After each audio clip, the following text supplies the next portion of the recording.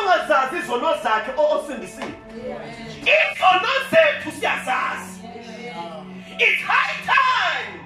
Nyalo wonke umntwana kaNkulunkulu akazame manje akazifundise ukwazi ukuvuma izono zakhe. Amen. Izono zethu siyazazi. Yes, sir. Izono zethu siyazazi izinto eyixosha umoya engcwele. Siyazazi izinto ezisenze ukuthi umoya engcwele singasamuzi.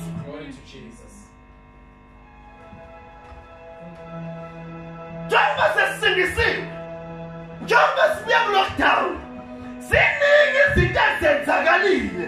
Njengabantwana bakaNkulunkulu abasindisiwe, izono zethu siyazazi. Engeke bazalwane akumelanga sikhunjuzwe ngazo.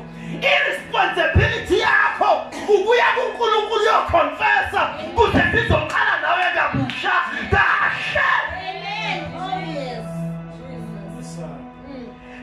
Mhlawumbe yobude bendlela izinto zenzakala engeke bazalwane kuze umuntu asizakale. Akakho umuntu ongasizakala ophithenda ngathi right engekho right.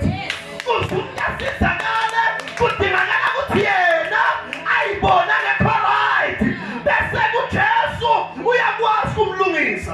Engeke bazalwane uJesu awuzibuye uright vele. Amen. It's a mistake, it's a pity. Ukuthi abantu abaningi bashumayela uJesu kumele uze wena uright. No, uza nezono zakho. Uyena osihlanzayo izono. Amen. Amen.